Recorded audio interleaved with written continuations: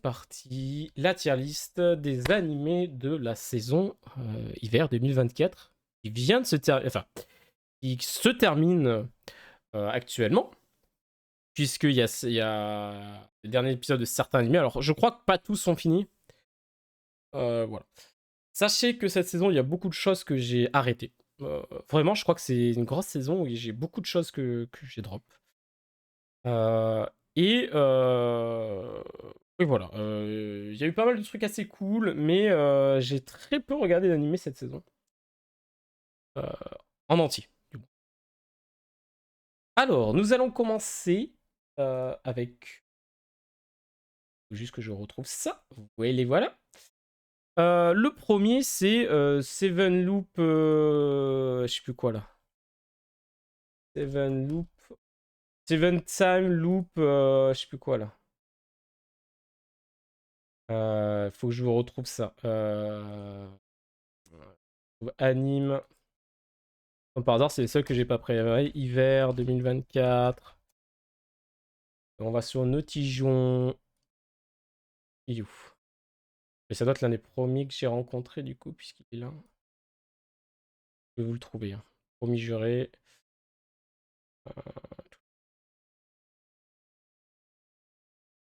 Parce que le nom en entier, je l'ai pas. Ni le nom anglais, c'est un nom à la rallonge. Toujours plus. Hein. Je crois que je l'ai passé comme un idiot.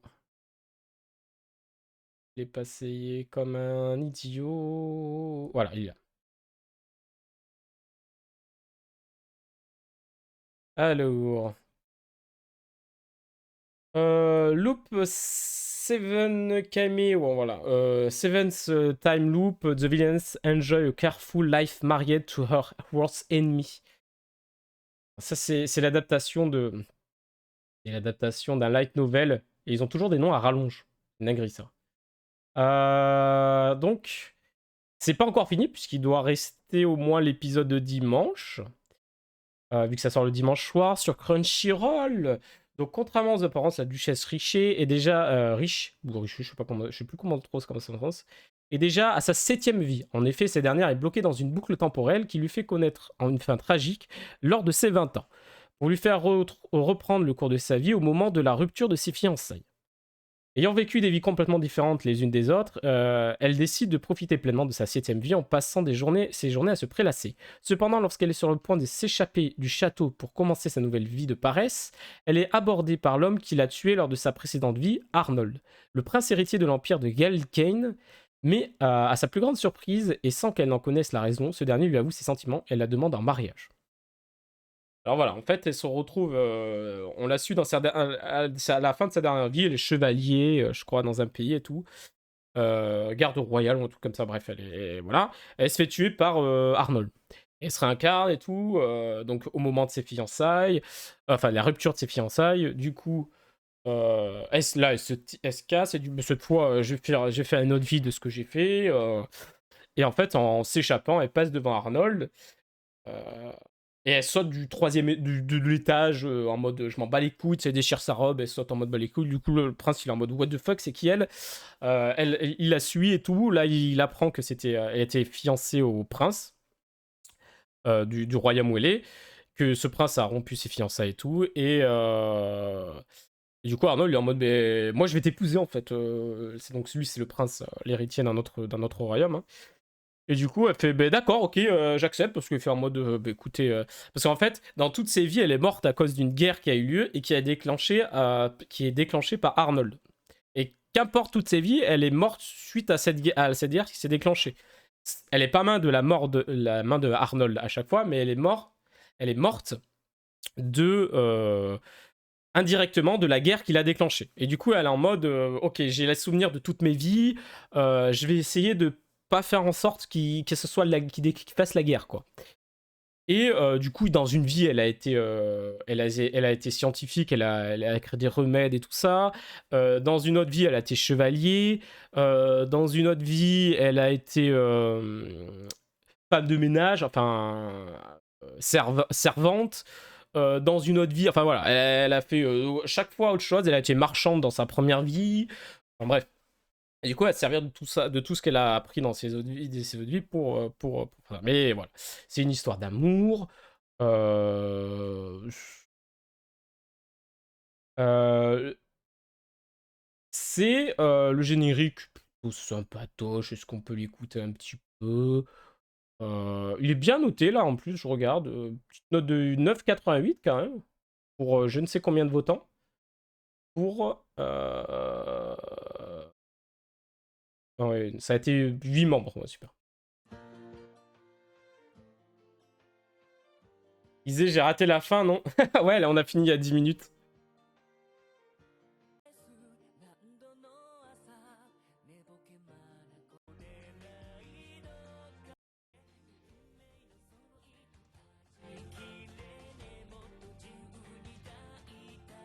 L'opening est sympa, l'ending aussi.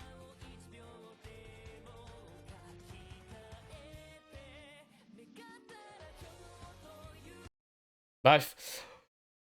Tout ça c'est plutôt sympa, non j'aurais pas dû fermer les paupières. Aïe aïe aïe, l'erreur de débutant. L'erreur de débutant. Bon bah allez, il me reste plus qu'à aller dormir et au revoir, et revoir ça demain. Mais pas de soucis, bonne soirée, bonne nuit, pas de loup. Et puis à la prochaine. Profite bien de ton week-end, à dimanche si tu passes dimanche, sinon à vendredi prochain si tu passes. Enfin bref, voilà. Car repose-toi bien et puis passe un bon week-end en tout cas.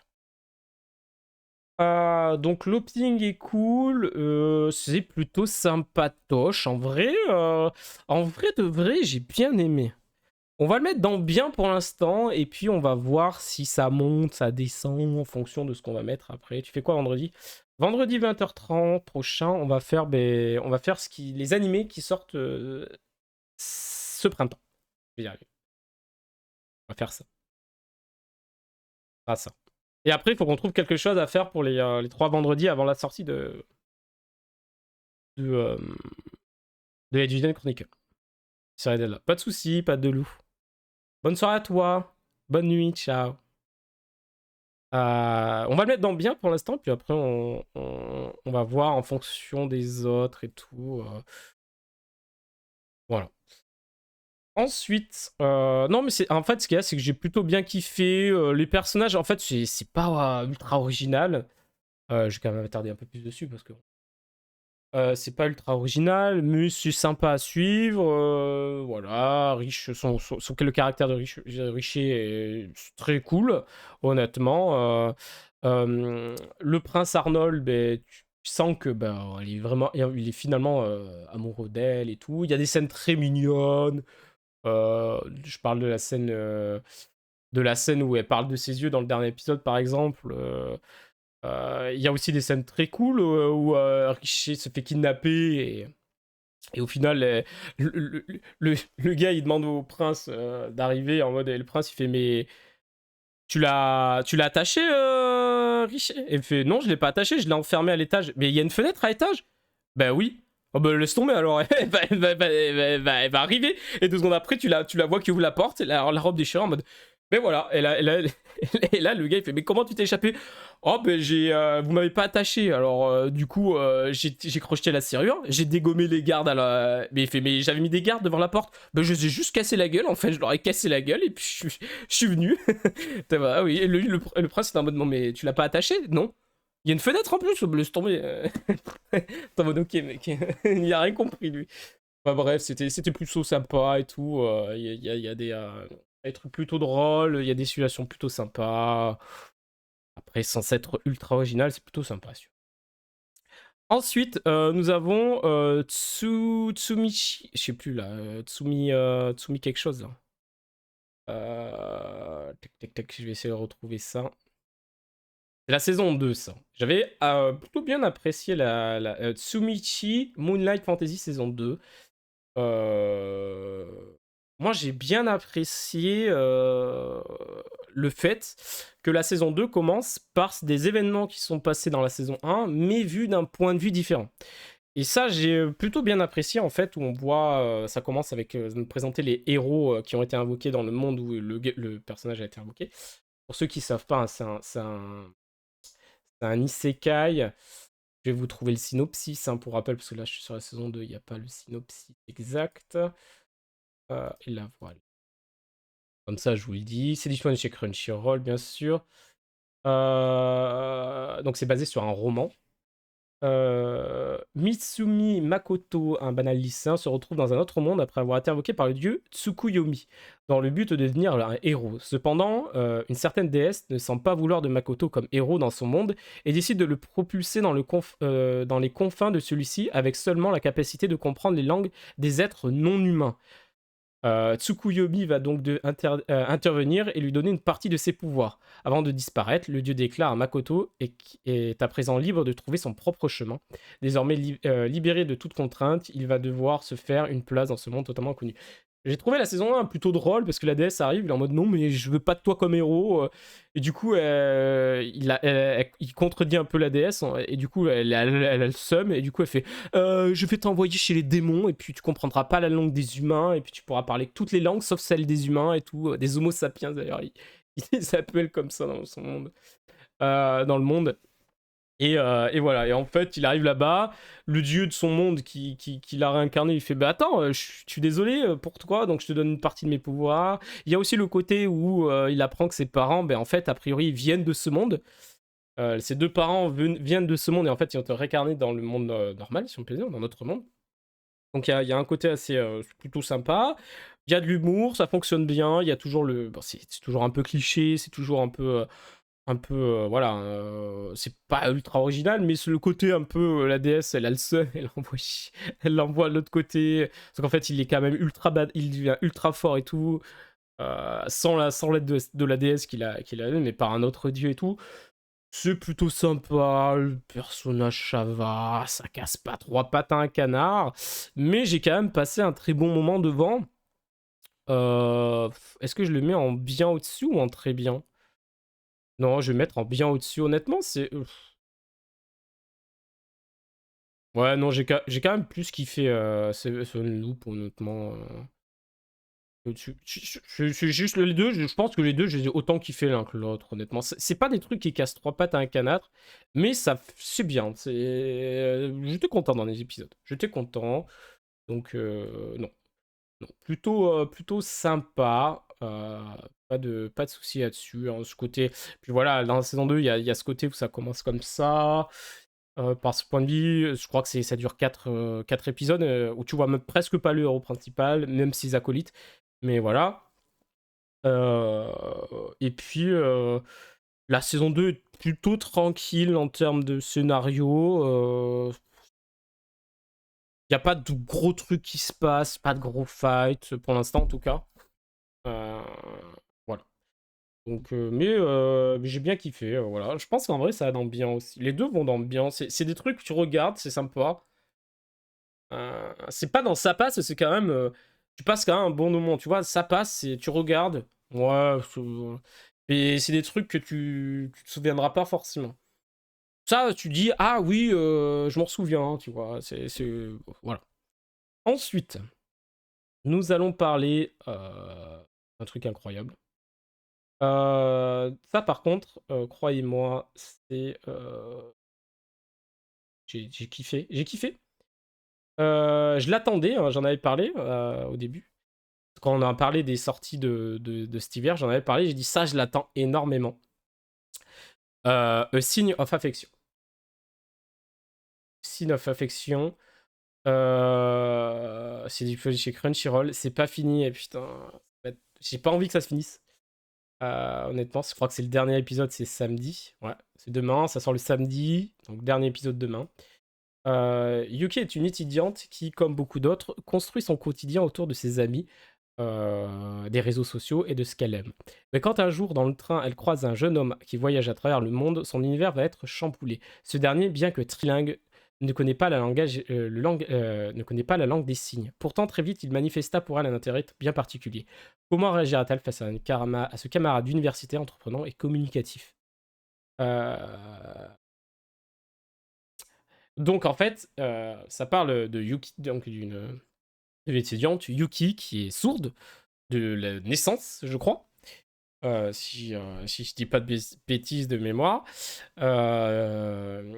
Et du coup, du coup, j'étais en mode putain, ça m'intéresse de fou parce que Je dis, ça peut être super cool, enfin intéressant de parler du handicap et tout, de la surdité et tout ça. Et puis par-dessus, une histoire d'amour et tout ça. Et putain, mais ça a pas manqué. Ça a pas manqué du tout. J'ai kiffé de fou. Ça va dans excellent. C'est excellent. C'est le générique, je le kiffe. Pourtant, il est pas fou, enfin, pas incroyable, mais j'ai kiffé le générique. Honnêtement. Toulouloulou, toulouloulou, toulouloulou, toulouloulou, toulouloulou.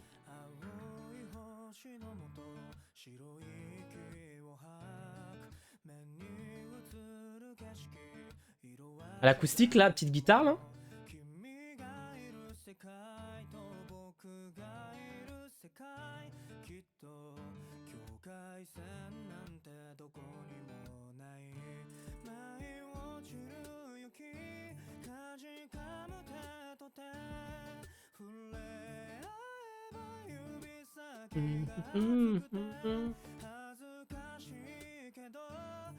Je pense que c'est un de mes préférés opening de cette saison. Je sais pas pourquoi, je le kiffe trop.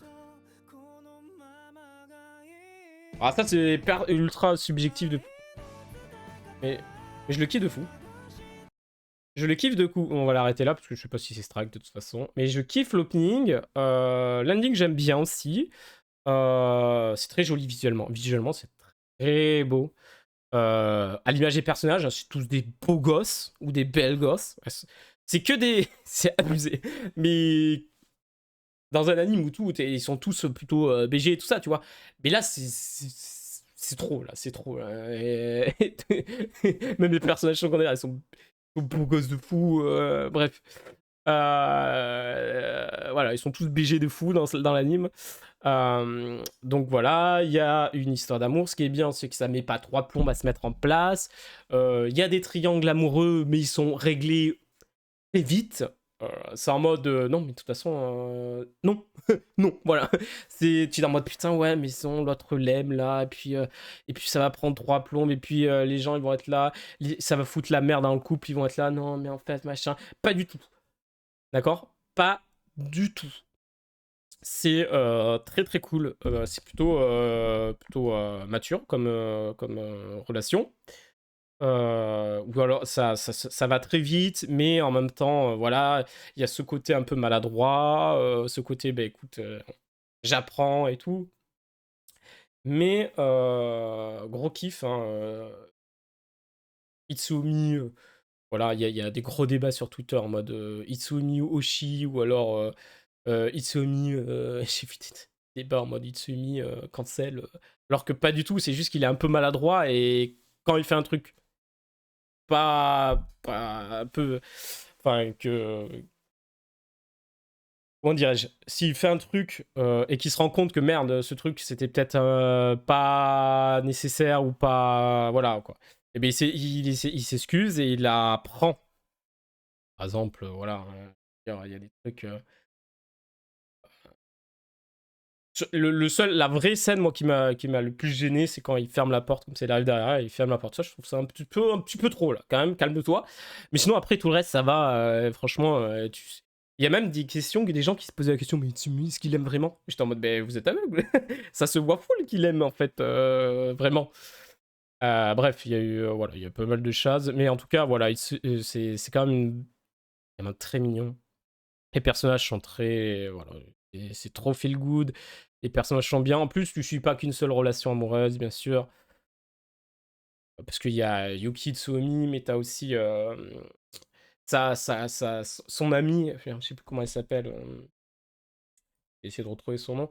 T'as Rin avec Kyoa, Kyoya, j'arrive pas à le prononcer. Kyoa qui est le cousin de Tsumi en plus.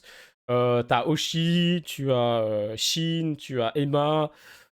C'est pas fini, il va y avoir encore un épisode, mais j'espère une saison 2 honnêtement. J'espère vraiment une saison 2, c'était très très cool. Aussi, ça aborde du coup le thème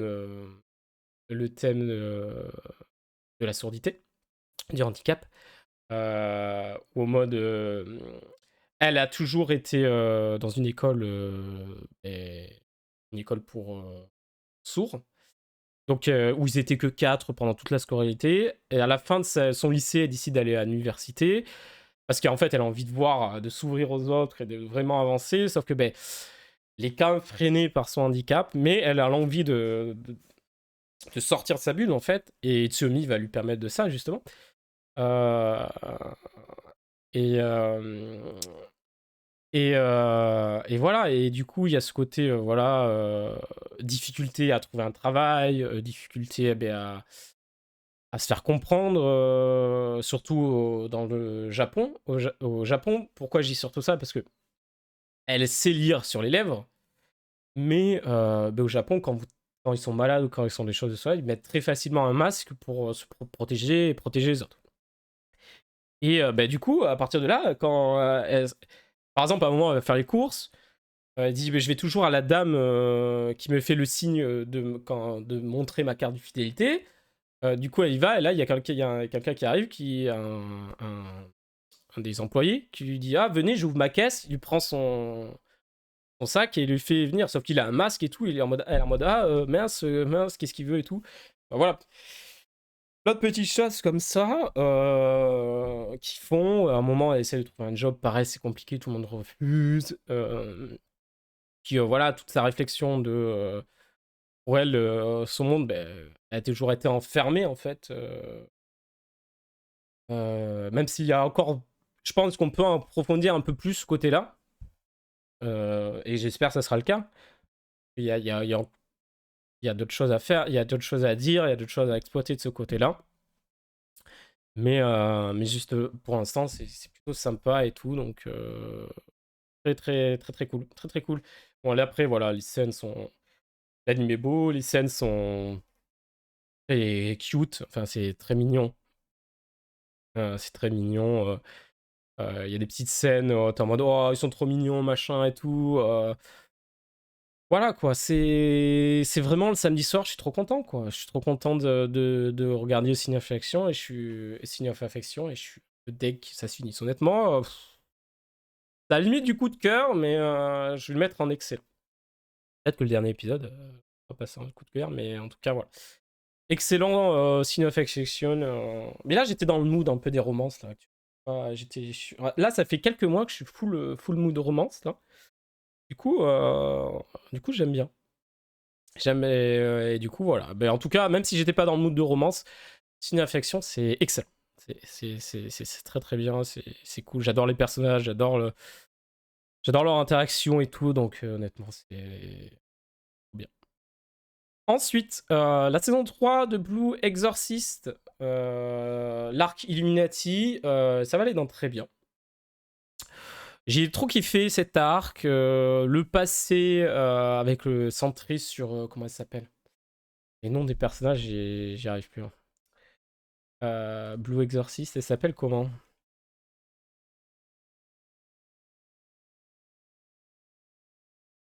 Je vais retrouver le nom, ne vous inquiétez pas.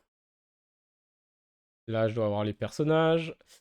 Donc là, la saison 3, voilà, c'est sur Izumo, Kamiki Izumo, que cet arc est centré, notamment en gros, hein, ou même clairement. Hein.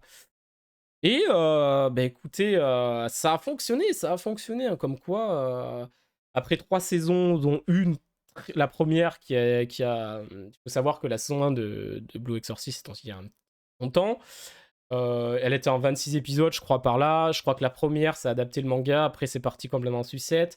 Après, il y a eu une saison 2 il y a 2-3 ans, ou peut-être un tout petit peu plus, je sais plus, qui a adapté en fait la suite du manga où la moitié de saison 1 s'était arrêtée. Mais en fait, ça a été tous les rajouts de la saison, la moitié de saison, enfin bref, c'était ficelé. Et donc là, la saison 3, c'est la suite du manga. Hein, ça continue à prendre la suite du manga. Et quand t'es force constater que ça suit le manga, c'est bien réussi, ça marche. Voilà, j'ai été touché par l'histoire d'Izumo, quand même assez dur en plus, euh, avec l'histoire avec sa mère et tout, puis sa petite sœur et tout, avec la fin Honnêtement, j'ai eu mes larmes avec la fin de son arc, hein, honnêtement. Le dernier épisode de la semaine dernière. Ou de cette semaine. Attends, ça sort quand ça? Ça sort le samedi, donc la semaine dernière. Ouais, donc je vais le mettre en très bien parce que j'ai vraiment plus kiffé que les deux autres là. Très très bien, et puis voilà, très content de retrouver les personnages Rin et tout. Donc reste un épisode normalement, et je crois qu'ils ont annoncé une suite à celui-là. Je ne serais pas confirmé à 100%, mais je crois qu'ils ont annoncé une suite à la saison. Donc très content. Blue Exorcist, pour moi, c'est validé. Cette saison est validée, très très bien. Il y avait tout, il y avait Bon, j'allais dire des combats, mais non. Honnêtement, il n'y a pas de combat de fou. Il reste un épisode, mais il n'y a pas de combat de fou. Mais le côté arc narratif, développement de personnages y est. Les émotions sont là, donc pour moi, c'est réussi. L'opening est très cool aussi. Buchigiri, hein, qui est une œuvre originale. Je l'ai arrêté. Déjà, ça, j'ai arrêté. Donc, c'est l'histoire d'un gars qui se fait. Je sais même pas comment résumer ça. Qui se fait posséder par un esprit combattant. Sauf que lui, il en a rien à foutre. Il veut juste pécho une meuf. Sauf qu'en fait, il se retrouve dans une guerre de gangs parce qu'il rejoint un lycée où il y a que des gangs. Dans un de ces gangs, il y a son pote d'enfance. Sauf que lui, il ignore complètement son pote d'enfance. Il sent pas les couilles. Euh, Alors, j'ai arrêté à l'épisode 5, je crois, au 6, je sais plus trop. Juste parce que j'aimais pas le personnage principal, honnêtement. Je crois que je me suis arrêté juste avant qu'il se fight contre le gars qui avait foutu la merde entre les deux gangs, là. Il y a deux gangs rivaux, puis t'en as un troisième un peu à part, et à un moment, il rentre et il veut faire entrer les deux en guerre. Du coup, il fout la merde à droite, à gauche. Ouais, et il fait croire à chaque clan que c'est l'autre clan d'en face qui a foutu la merde, alors qu'en fait, c'était lui. Bref. Du coup, je me suis arrêté juste avant. Et en fait, c'était toujours la même chose. C'est en mode, oh, je vais me battre, je donne un coup de poing. Sauf qu'en fait, au moment de me battre, je dis que je veux juste ne plus devenir puceau. Je donne un coup de poing. Le gars en face, il résiste à mon coup de poing et il me casse la gueule juste après. La fille le manipule comme je sais pas quoi. C'est drôle 2 secondes. Non, honnêtement, non. Ça m'a. J'ai pas accroché. J'ai pas accroché au personnage, à l'histoire. Non. J'ai vraiment pas accroché. Et voilà. Ça aurait pu être bien. En fait, je m'attendais à un vrai truc de combat en mode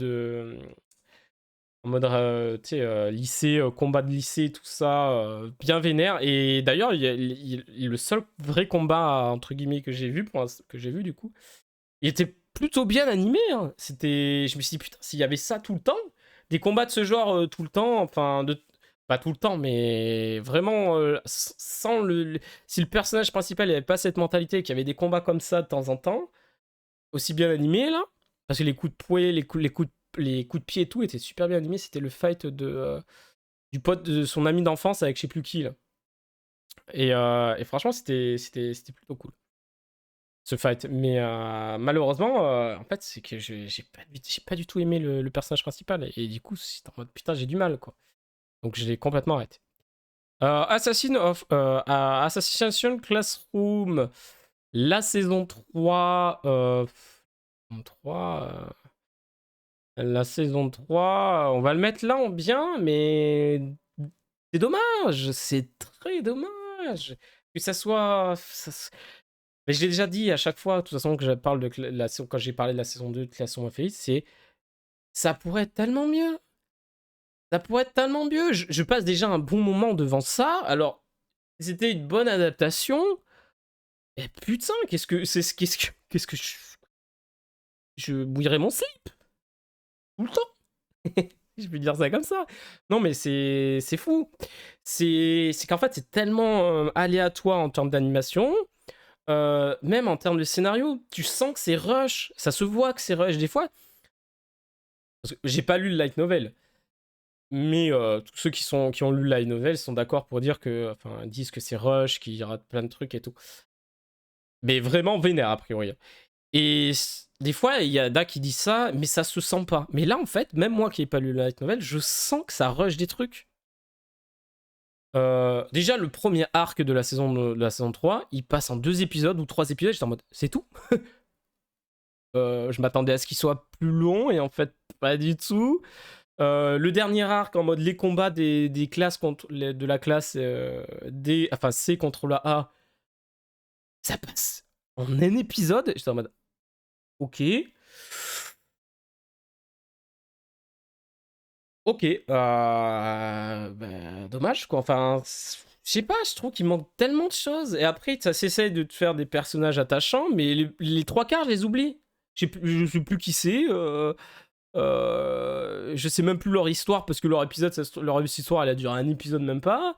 Et que surtout que la saison 1, il y en a certains, et on les a appris dans la saison 1. La saison 1, elle date de très longtemps, de 2017 ou 2018. Bref. Mais en fait, ce qu'il y a, c'est que je passe pas un mauvais moment quand même devant ces épisodes. J'aime bien, mais en vrai, est-ce que... Alors, subjectivement, je le mets là, mais objectivement, je le mettrais plus bas, parce que clairement, En fait, ce qu'il y a, c'est que c'est un peu mal construit, quoi. J'ai quand même kiffé. J'ai quand même kiffé, il y a eu des moments sympas, mais... Mais en vrai, est-ce que... Ouais, si, j'ai quand même plus kiffé. Pff, ouais, je sais pas, en vrai. Je pense que les trois sont kiff-kiff. Honnêtement... je vais le mettre derrière parce qu'au moins ces deux-là on mérite d'être mieux construits que mieux réussis. Quoi. Bref. Mais je suis un peu déçu. Je suis un peu déçu.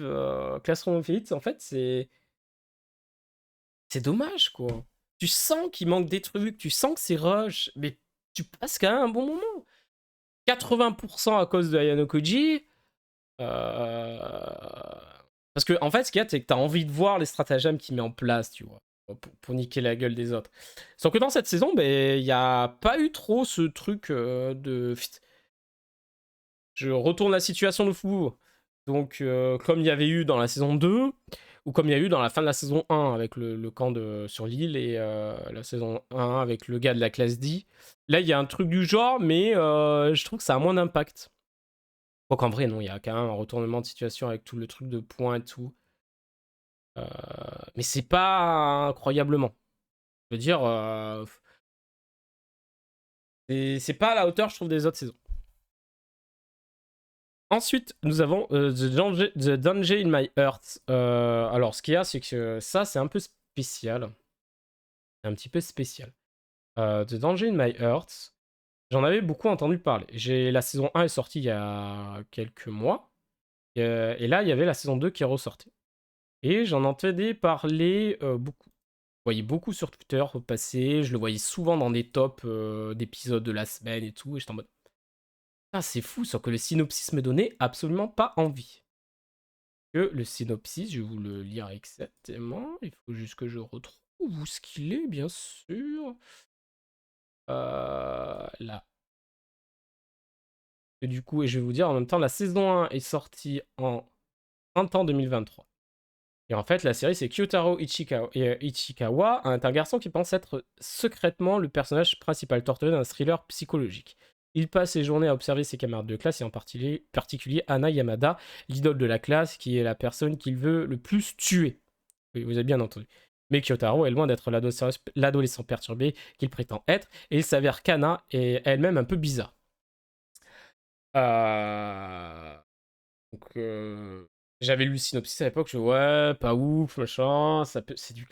Enfin, on a beaucoup d'animes de ce genre où ça tourne autour d'un truc et tout, genre, on avait eu la petite qui parle pas fort et du coup, elle se met à 3 cm là, on a eu Komi chercher mot, enfin voilà.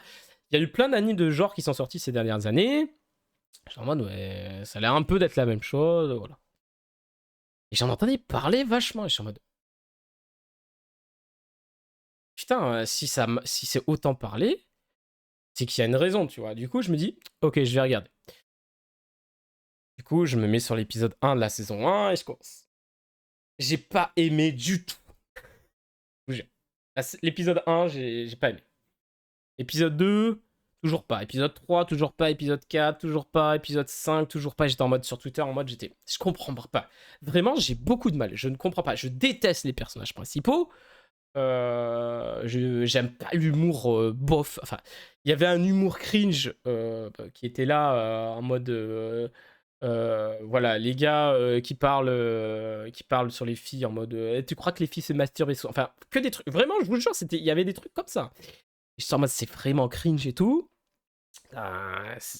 Pourquoi tout le monde aime ça, quoi? Enfin, j'y arrive pas. Je dis putain, allez, je laisse l'épisode 6. Et puis, j'ai compris. En fait, à partir de l'épisode 6 de la saison 1 ou l'épisode 7 de la saison 1, ça abandonne ce côté cringe d'humour là, de merde. Notamment parce que en fait, c'est surtout par rapport à un personnage qu'on voit plus pendant cette période-là. Et qui revient dans les derniers épisodes et du coup, ça me reménerve. En fait, à partir de l'épisode 7, ça passe concentré sur Kyotaro et Anna. En introduisant les personnages les plus pré-sentiments en termes de relations. Donc, ça va introduire la sœur de Kyotaro. Ça va introduire les parents de Anna. Ça va introduire les meilleurs amis de Anna. Et c'est à partir de là où j'ai surkiffé. Ils sont passés de mes personnages détestés à mes petits chouchous. Je vous jure que c'est vrai. C'est la première fois que ça me fait ça. Je détestais. Et à partir de l'épisode 7 de la saison 1, j'ai enchaîné la fin de saison 1. J'ai enchaîné les 3 ou 4 premiers épisodes de la saison 2 et j'ai surkiffé. C'est devenu les personnages que j'ai essayé le plus à mes petits chouchous. Et notamment l'évolution de Kyotaro, qui est pour moi une incroyable. C'est une enfin incroyable. Mais c'est une excellente. C'est un excellent développement de personnage. Kyotaro, c'est le personnage qui a le plus évolué depuis le début. C'est à rester à s'ouvrir aux autres, qui a grandi, qui a mûri mentalement. Puis le côté que ça parle un peu avec le côté, du coup, ils ont 14 ans, donc c'est vraiment l'adolescence.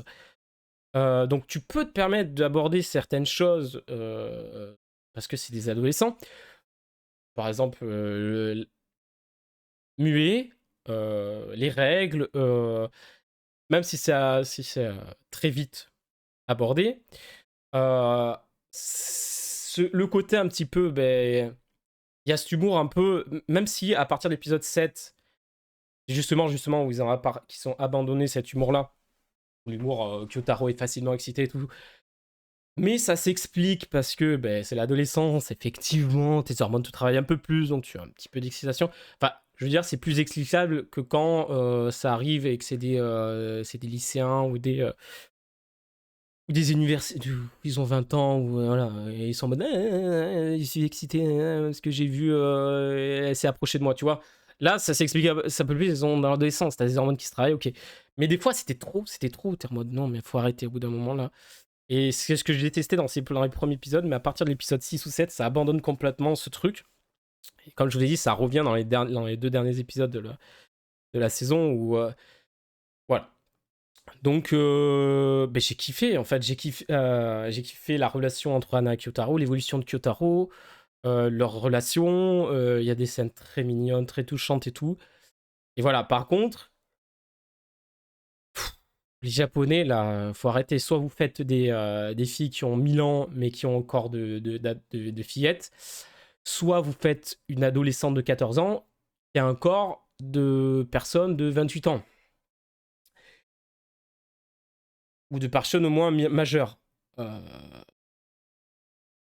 Par exemple, voilà, il y a des trucs que je trouve ça complètement nul à chier. Enfin, je trouve ça, non, faut arrêter.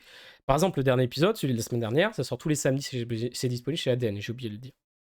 L'épisode de la semaine dernière, j'ai détesté toute la première partie de l'épisode et j'ai surkiffé toute la fin de l'épisode. C'était une... Pourquoi dans la première partie, t'as le gars qui fait des blagues de merde là, qui revient justement. Et à un moment, t'as une scène de Yamada coincé dans des filets en mode ecchi fanservice. Et le gars qui la regarde en mode je bave devant. Non, non, non, elle a 14 ans, mec, tu fais pas ça, s'il te plaît. Et à la fin, t'as Kyotaro qui se bat contre le gars dans un duel en mode parce que les deux aiment Anna. Et ils se battent un peu pour... Kyotaro, il se bat parce qu'en fait, il est ami avec ce gars. Il dit... Et en fait, il accepte de faire un duel lors du truc de l'école, le festival de l'école, où ils se battent. C'est le jeu où ils doivent se battre pour enlever les bandeaux, là. Ils sont portés par deux autres, là, le jeu du cheval, ou je sais pas, comment ça s'appelle. Et il accepte parce que l'autre le défie en mode celui qui gagne et tout. En fait, pendant qu'ils se battent, il dit, lui, il avoue qu'il aime Anna en mode, parce que depuis le début, il ne veut pas l'avouer, mais là, il l'avoue. Parce qu'il sait que lui aussi, son pote, parce qu'il le considère comme son pote, l'aime et tout, lui aussi. Du coup, ils se disent, ben, c'est mon pote, mais je veux pas perdre face à lui. Et je veux assumer, tu vois. En fait, il y a tout un truc assez cool et tout, et c'est bien fait, c'est bien réalisé et tout.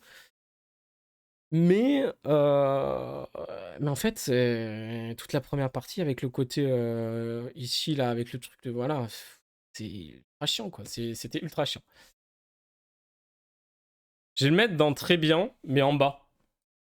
Non. Parce qu'honnêtement, et là, en fait, ce qu'il y a, c'est que ça fait un épisode où ça revient, mais alors que putain, je vous jure, de l'épisode 7 de la saison 1 ou 8 de la saison 1, en fait, à partir du moment où ça introduit des bons personnages, que ça enlève son côté itchy de merde, ses blagues de merde, ce humour nul à chier que je déteste, c'est incroyable. Et l'opening, par contre, l'opening, c'est l'un des meilleurs openings de la saison. Euh... Clairement. Clairement. Voilà, donc je l'ai dit, hein, voilà, le Yamada qui a l'air d'avoir, qui est majeur et qui est mis dans une situation un peu... C'est non, ça. Non. De toute façon, moi, le Ichi, j'en peux pas. J'ai beaucoup de mal avec ça de base, donc... Par contre, l'opening est incroyable. Et bien, les scènes sont magnifiques. Il y a des scènes magnifiques, il y a des jeux de lumière qui sont magnifiques. Leur relation... Il y a des moments très mignons. En mode, oh, putain... Et puis l'évolution, en vrai, l'évolution de Kyotaro est excellente. Honnêtement, voilà. Et en plus, c'est des personnes que j'ai détestées au début, mais que je me dis, putain, je les aime bien maintenant. C'est limite mes petits chouchous. J'ai envie qu'ils soient bien, j'ai envie qu'ils soient tranquilles.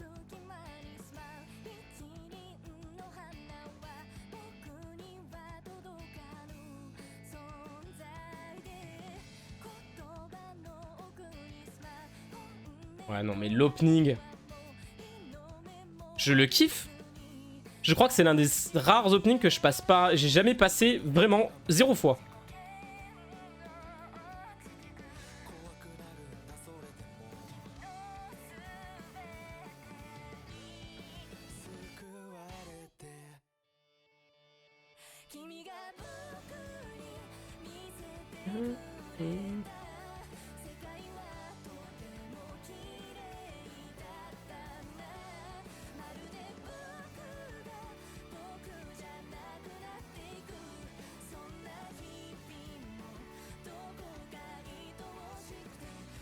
Je me donne le smile. Non, vraiment, très très très très cool opening et tout. L'ending est plutôt sympa aussi. Puis des fois, quand il y a l'insertion de l'ending avec des scènes là. Moi, non, mais en vrai, l'ending, je le trouve bien. Même l'aspect de l'ending, où tu vois, en fait, ça commence avec la sœur la sœur. La sœur de. Merde. De Kyotaro qui le porte. Elle est petite, elle le porte quand elle est bébé dans ses bras, comme ça. Je trouve ça trop mignon. Et après, t'as une scène où t'as Anna sur les épaules de son père. Puis sa mère qui la rejoint. Puis après, ça repasse sur Kyotaro en mode avec quand il était enfant, avec ses potes d'enfance, où il soulève son truc là, trop fier là, de l'excédent récurrent.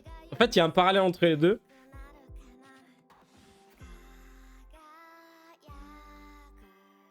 Et d'ailleurs, la sœur de Kyotaro, c'est c'est un de mes personnages préférés. On la voit pas souvent. Mais elle est trop fière de son frère. Enfin, et puis la première fois qu'elle apparaît, elle te fait un rattrapage de fou. Enfin, c'est trop fou. Franchement, c'est un de mes personnages préférés. Elle est trop fière de son frère. Elle est, enfin, c'est une grande sœur incroyable, je trouve. Donc, ouais, non, très, très, très, très cool. Et bon, la famille de Hana aussi qui est très marrante. Tu comprends pourquoi. Bah, elle a, quand tu vois son père, tu comprends qu'elle a aucun a priori sur les autres, et c'est pour ça qu'elle a abordé Kyotaro, parce que personne l'a abordé, parce qu'il était un peu dans son monde et tout, il lisait des trucs, mais son père, c'est un gars qui fait 2 mètres, les cheveux devant, qui a l'air vraiment vénère tout le temps, en fait, il est ultra sympa, il est ultra gentil et tout. Donc voilà, quoi. Et, et voilà, donc c'est plutôt cool. Mais puis il y a ses amis aussi, ses amis d'enfance qui les poussent un peu, qui les aident un peu dans leur relation, qui leur donnent des petits coups de pouce. Parce que bon, tu comprends qu'ils sont amoureux, même si pour l'instant ils sont rien avoué, mais ils ont émis. Puis l'épisode où avec les parents de Hana, justement, là, dans la saison 2. Bon, bref, il y a beaucoup de scènes très mignonnes et très touchantes et voilà, et puis il y a des scènes à la fin, je vous dis, où t'as l'ending qui se lance, puis t'as les personnages qui continuent à parler avec des petites scènes et tout. Et voilà, t'es content, quoi. Ça te fait c'est très agréable à suivre. Mais vraiment, le gros point noir, c'est vraiment les, les 6 premiers épisodes de la saison 1, c'est un gros point noir. Et le fait que Yamada a l'impression d'être majeur et que du coup, elle se retrouve notamment dans certaines scènes avec du Ichi, comment c'est. Faut arrêter. Bref. Ensuite, nous avons Dungeon Meshi qui est en pause. Moi, je l'ai en pause, c'est disponible chez Netflix. Je l'ai toujours pas. Je me suis arrêté à l'épisode 4, mais il faudrait que je reprenne. C'est juste que j'ai Netflix directement dans ma télé. Et je pensais pas. Je crois que ça sort le jeudi soir ou le mercredi soir. Je pensais pas forcément à aller sur Netflix. Et du coup, j'ai pas regardé, mais il faut que je le regarde. Parce que j'avais bien kiffé les 4 premiers épisodes. Donc, c'est l'histoire d'un groupe d'aventuriers qui sont dans un donjon et en fait ils s'affrontent un dragon. Sauf que ça se passe mal. La sœur du héros se fait bouffer par le dragon. Juste avant de se faire bouffer, elle téléporte son groupe à l'entrée. Du coup, il est en mode je dois aller sauver ma sœur, mais on n'a pas le temps d'aller acheter, d'aller faire des achats pour acheter de la nourriture pour avancer dans le donjon. Et là, il est en mode ok, on va avancer et manger les créatures dans le donjon. Tout le monde en mode quoi, enfin les autres du groupe fait mais quoi, t'es pas sérieux? Si si, on va le faire et tout. Il rencontre un gars qui justement a passé du temps dans le donjon et sait faire à manger avec les monstres. Et du coup, c'est un truc un mélange de cuisine, d'aventure et tout. Mais c'était plutôt bien animé, c'était plutôt drôle. Mais il faut que ça, en fait, ce qu'il y a entre en pause et arrêt, c'est que en pause c'est que je compte le regarder et arrêt c'est que j'ai aucune spécificité de regard. Donc c'est en pause pour l'instant, mais je compte bien le regarder parce que c'est plutôt sympa. Plutôt sympa. Ensuite, nous avons Frieren. Bon, j'en ai déjà parlé la saison d'avant. Je vous invite, si vous tombez sur des vidéos sur YouTube, je vous invite à regarder ce que j'en ai pensé. Pourquoi j'ai autant kiffé Frieren. J'en ai déjà parlé dans la saison d'avant. C'est toujours un coup de cœur, bien évidemment. J'ai chialé dans le dernier épisode qui est sorti aujourd'hui. Moi, Freeland, ça m'a beaucoup touché, ça me parle beaucoup. Le thème du regret, le thème du temps qui passe, des choses comme ça et tout. J'ai surkiffé, honnêtement. Euh, voilà, donc toujours un coup de cœur. Les 12 autres épisodes, là, depuis qu'on a fait la tier list des animés d'automne, mais les 12 épisodes qui sont suivis après, là, pendant cette saison d'hiver, toujours très bien. L'arc du,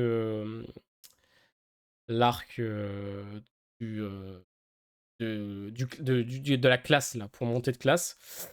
Excellent, plein de nouveaux personnages intéressants, plein de petites histoires à raconter, série qui est apparue.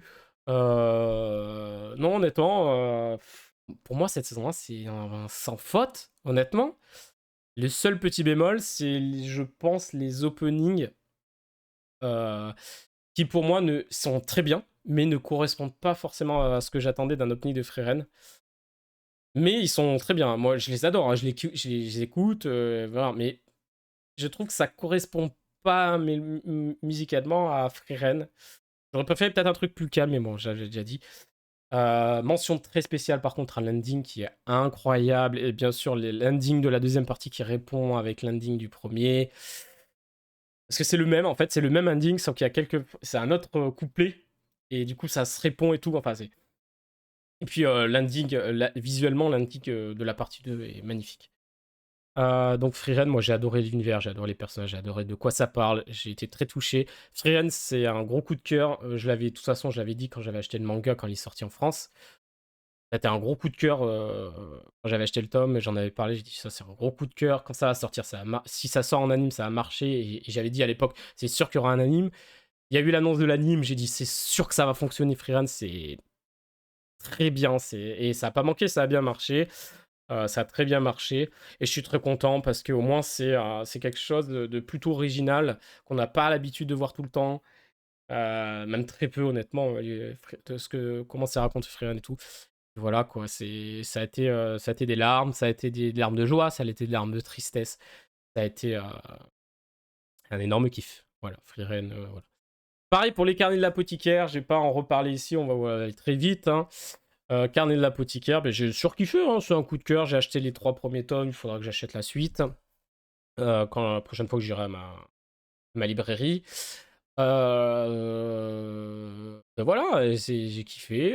Pareil, les 12 épisodes qui ont suivi après cet hiver. Pendant cet hiver, c'était tout très cool. On a les révélations sur les origines de Mao Mao. Le dernier épisode un peu assez triste hein, par rapport comment il s'appelle à Lacan. À Lacan, ou Lacan, je sais pas trop comment ça se prononce, mais voilà, finalement, qu'il y a eu un truc assez triste. Non, en fait, les cannes de l'apothicaire, pour moi, c'est une très grande réussite, bien animé aussi.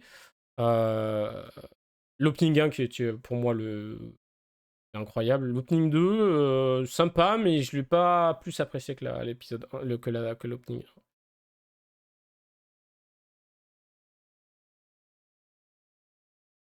Et ça m'attend pas pour une tier list anime.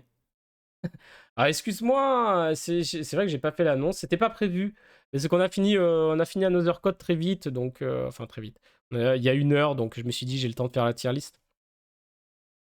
Donc voilà. Mais de toute façon, il y aura la rediff hein, sur YouTube, bien sûr. Bon voilà, mais je vais pas m'attarder plus sur les carnets de l'apothicaire parce que j'en ai déjà parlé sur la saison d'avant.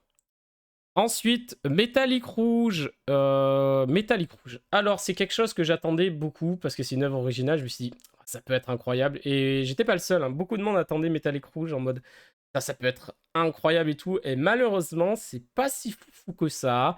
C'est pas nul, mais c'est pas foufou. On avait très peu d'infos sur le synopsis. Euh, Par contre, je pense que c'est l'un des openings les plus intéressants de cette saison, euh, puisque il est original, il est très original. Hein, c'est pas quelque chose qu'on a l'habitude d'entendre.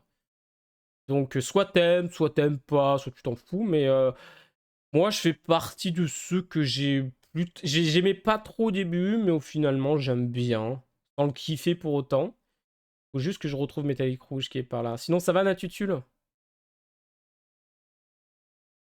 À plus, je vais dormir. Oui, je suis casse-pied, t'inquiète pas. Bonne nuit à toi, Natitude. Profite bien de ton week-end. Merci d'être passé, ça me fait plaisir. Euh, Il est là. J'essaie de trouver l'opening. Hein.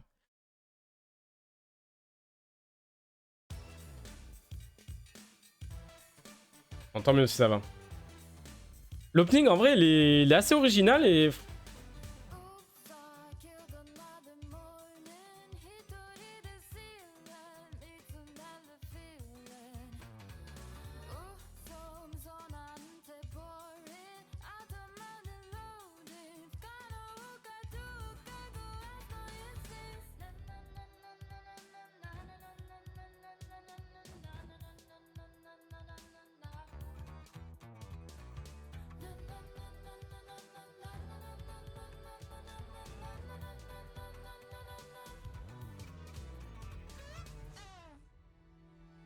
elle le refrain.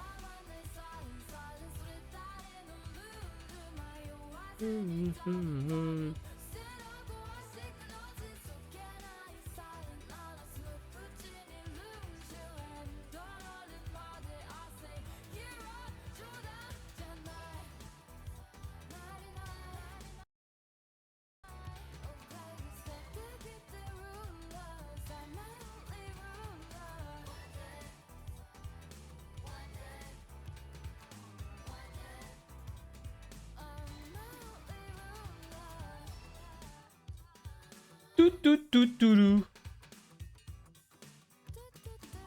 Voilà, merci.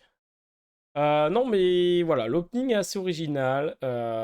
Alors, ce qu'il y a, c'est peut-être que j'en entendais trop, mais finalement, c'est un petit peu décevant. Donc, l'histoire, en fait, ça se passe dans un monde cyberpunk, un petit peu, oui, carrément. On suit l'histoire de Rouge, qui travaille pour une organisation qui est chargée d'éliminer les 9 immortels, qui sont un groupe de Nier. Et en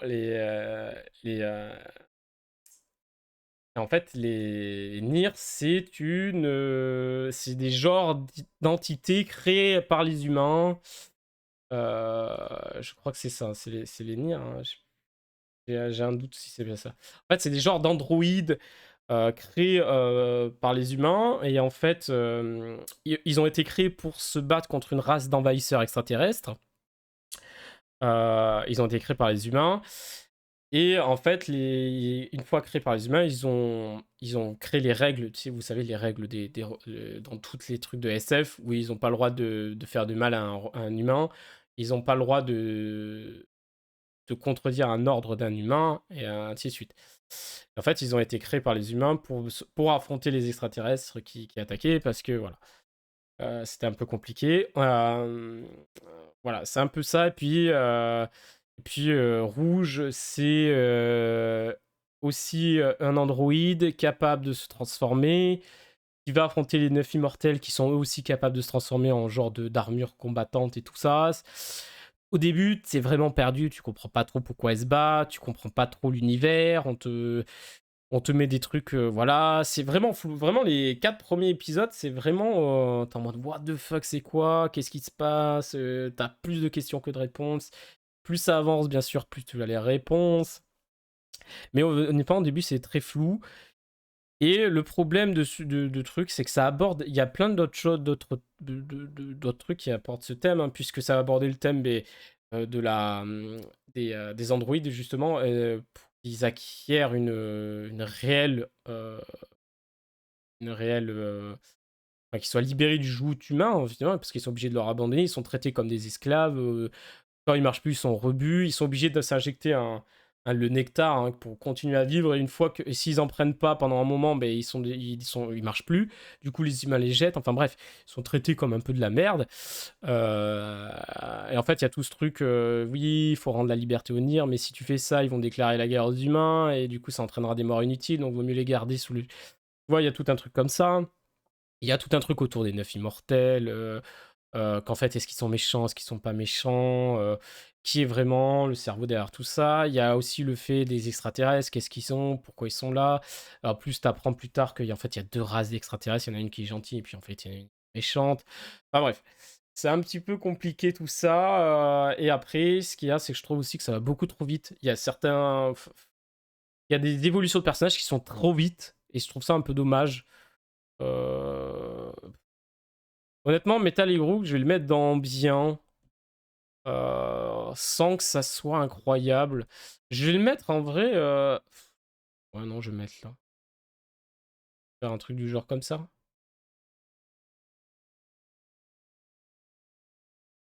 Je sais pas. Non, en vrai, Metal Hero, que j'ai bien aimé. Mais est-ce que j'ai plus kiffé que ça? Genre comme ça? Ouais, non, en vrai, comme ça, comme ça, comme ça, comme ça. Bon, en vrai, de toute façon, les 4 là, ils sont à peu près au même niveau, hein. Honnêtement, j'ai quand même passé un bon moment devant les 4, mais sans me dire c'est un truc de fou, quoi. Mais je suis un peu déçu pour Metallic Rouge, honnêtement. Je pense qu'il y avait moyen de faire quelque chose de vraiment cool. Et vraiment de faire quelque chose de vraiment cool. Après, voilà, Rouge, c'est un plutôt intéressant, mais je veux dire, on a déjà vu ça il y a, récemment dans le jeu vidéo, il y a Detroit Become Human hein, qui parle de ça aussi, mais en fait, ce qu'il y a, c'est quand tu parles de cyberpunk et que tu mets un peu un côté robotique et tout ça, c'est facile de tomber dans ce côté-là de oui, les robots, ils ont une conscience, ils ont une humanité, euh, mais ils peuvent pas se rebeller contre les humains. Est-ce que c'est bien, est-ce que c'est mal, machin, tu vois? Et de rester comme ça, en sachant que si tu casses ça, ben, ils risquent de créer une guerre. Enfin, du coup, ça va entraîner la mort des deux côtés. Ouais, il y a ce côté très facile de tomber dans ça et malheureusement ça va pas plus loin, en tout cas du moins pour l'instant. Et puis voilà, et puis l'histoire va trop vite. Euh, voilà, il y a des développements de personnages qui sont trop vite. Il y a des personnages qui apparaissent d'un coup et puis ils réapparaissent après, mais ils sont plus dans le même corps. Enfin, dommage, dommage. Ensuite, on a Sasaki NP. Sasaki NP, c'est disponible chez. D'ailleurs, Metal Crew, c'est disponible chez Crunchyroll. Je ne l'ai pas dit. Freeren et Abkarnel la Pokémon Crunchyroll. D'ailleurs, ça, il reste un épisode, il me semble. Voilà, après Sasaki NP, j'ai regardé le premier épisode, il dure 40 minutes, je crois. J'ai regardé jusqu'à l'épisode 3 ou 4. J'ai dit, oh, c'est plutôt sympa. Et puis en fait, l'épisode 1, j'ai regardé, j'ai dit, oh, c'est plutôt sympa. Épisode 2. Épisode 3, je commençais à me lasser. Puis, en fait, j'ai arrêté de suivre. J'ai arrêté. Je vais me mettre là. J'ai arrêté de suivre au bout d'un moment parce que j'étais en mode, ouais, bon, c'est sympa, mais sans plus. Et en fait, j'ai arrêté au bout d'un moment où on apprend que la fille avec qui il travaille, elle est mineure. Elle est amoureuse de lui. Voilà. Ça m'a semblé. Ça m'a grave saoulé. Ça m'a instant arrêté, quoi. En mode, allez, vas-y, ça me saoule. En fait, c'est l'histoire d'un quarantenaire qui, un jour, achète un petit oiseau à l'animalerie. En fait, cet oiseau, il se trouve que c'est un magicien d'un autre monde qui est capable de voyager entre les mondes. Du coup, il le fait voyager dans son monde, il lui apprend la magie. euh, et un jour, il fait la connaissance de... Enfin, il se retrouve mêlé à une histoire où dans son monde, hein, je parle dans le monde normal, dans notre monde en fait, parce qu'il peut voyager entre les deux mondes. Hein. Et dans notre monde, il se retrouve attaqué dans un combat entre deux personnes avec des pouvoirs. Et une de ces personnes travaille pour le gouvernement. Il dit oui, viens, j'ai vu que tu avais des. Parce qu'il montre qu'il a des pouvoirs. Il dit que tu as des pouvoirs et tout. Ben, viens, on te recrute. Et en fait, nous, on est chargé d'arrêter les gens avec des pouvoirs et tout ça, qui sont apparus, machin. Donc en fait, il se rend compte qu'ils sont très faibles, leurs pouvoirs qu'ils ont comparé aux siens. Qu'ils n'ont pas conscience d'un autre monde et tout ça. Donc ils ont voilà. Et en fait, sa chef, qui fait équipe, voilà. Au bout d'un moment, ils font équipe et il se passe un truc, un combat, et puis il la sauve, et puis du coup, tu sens bien qu'elle commence à tomber amoureuse de lui. Et en fait, à ce moment-là, elle dit qu'elle a même pas 18 ans, elle a 16 ans ou 17 ans. Je suis en mode, pour avoir fait ça, ça ne sert strictement à rien en fait. Vous auriez pu juste dire qu'elle a 28 ans et puis au moins vous tombez pas dans le travers de la lycéenne qui travaille dans un autre groupe et qui tombe amoureux d'un quarantenaire là.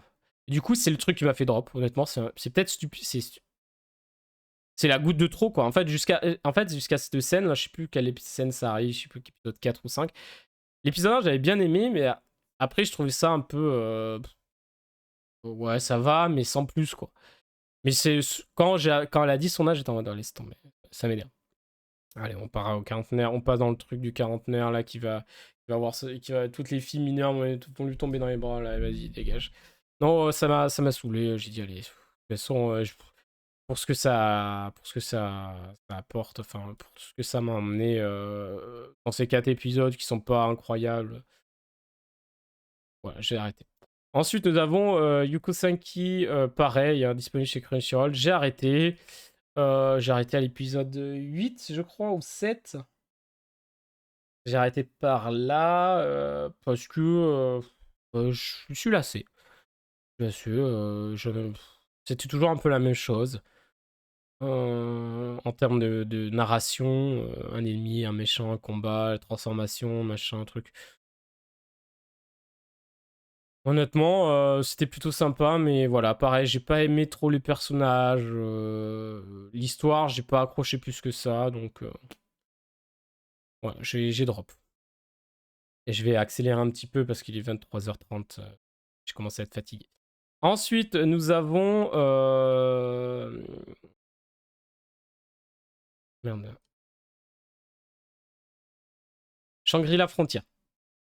Alors, Shangri-La Frontier, moi, je crois que je l'avais mis dans très bien la première partie. Parce que j'avais kiffé et tout. Je me suis dit, oh, c'est sympa, vraiment. J'avais peur qu'au début, je me lasse parce que bah, le gars, en fait, il joue qu'à des jeux en réalité virtuelle de merde, des jeux buggés, des jeux de merde, des trucs comme ça. Et un jour, il se lance dans un MMO, un MMO, un VR MMO, un MMO VR, mais très réussi parce que il se dit pour une fois, je vais arrêter de jouer à de la merde, je vais jouer à un bon jeu et tout ça. Il y va, et puis je me suis dit, mais en fait, j'ai peur que ça tourne en rond, toujours la même chose parce que le gars, il va dans un jeu vidéo qu'il n'y a pas dans le jeu et tout ça. Et en fait, j'avais plutôt bien kiffé parce que la première partie, parce que bah, ça se sentait pas honnêtement ce côté un peu sans enjeu. Et puis j'avais surkiffé juste. Enfin, j'avais dit, c'est un des animés, j'ai réussi à avoir des frissons devant un lapin qui est en train de forger une arme et qui chante avec l'OST et tout. Et c'est vrai, j'avais kiffé, j'ai dit putain, finalement c'est pas mal. Et puis vient la deuxième partie, il y a le fight contre le boss caché là. Et j'ai abandonné. J'ai abandonné pendant ce fight. J'ai mis en pause, peut-être que je le reprendrai, mais je l'ai mis en pause. En fait, ce qu'il y a, et c'est là où je pense que c'est très important, le mood. J'étais pas dans le mood de regarder un combat qui dure 4 épisodes, je pense. Honnêtement, le combat il dure 3 ou 4 épisodes. J'ai arrêté juste avant le dernier fight. J'étais en mode ouais, super. En plus, le côté un peu, c'est fantastique, médiéval. Et puis, on met des robots cheval transformés là. J'ai un peu de mal avec ce. Je sais plus comment ça s'appelle. C'est un terme, hein, ce truc où tu mets. C'est anachronisme, je crois. Le terme, je sais pas. Peut-être une connerie.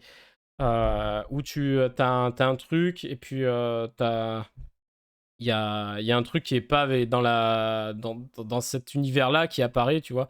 Comme là, on est dans un monde fantastique médiéval, et là, ils te mettent des armures en robot, des robots armures et tout ça. J'ai un peu de mal avec ce truc, hein. J'avais déjà eu des animes où j'avais pas kiffé ce mélange. Euh, Et là, ben, du coup, en plus de ça, plus le fight qui dure 3 ou 4 épisodes, certes, c'est beau, mais ça m'a fatigué à force. Donc, j'ai abandonné. Mais je me dis que peut-être, à l'occasion, je me reprendrai peut-être. Mais c'est dommage parce que j'avais bien kiffé les 12 premiers épisodes, quoi. Ensuite, on a ce truc-là. Ce truc, c'est Kekon Yubiya Monogatari Tale of Wedding Ring. Alors, Sato est un amoureux de Hime, son amie d'enfance et voisine. Depuis qu'elle et son grand-père sont partis de nulle part il y a 10 ans, alors qu'on lui a, sont sortis de nulle part il y a 10 ans. Alors quand elle lui annonce qu'elle va retourner dans son monde originel pour se marier, sa première idée est de suivre et de ruiner son mariage. Tout se passe comme prévu et Sato devient le nouveau marié grâce à un baiser de Hime. Mais ce que Sato ignore, c'est que l'homme qui épouse Hime est destiné à devenir un héros au pouvoir immense et à sauver le monde. Sato est-il prêt à relever le défi? Est-ce trop de responsabilité pour un lycéen moyen? En fait, c'est juste qu'il y a du itchy de fou et je déteste ça. Donc j'ai full arrêté épisode 1. J'ai full arrêté à l'épisode 1. Moi, je vais le mettre dans 1, sinon c'est stop. J'ai full arrêté. Il y a du Ichi, ça m'a saoulé. C'est bon, merde. Je suis peut-être un peu vénère, mais en plus, je suis fatigué, les 23h30. Mais non, honnêtement, non. Non, merci. Merci.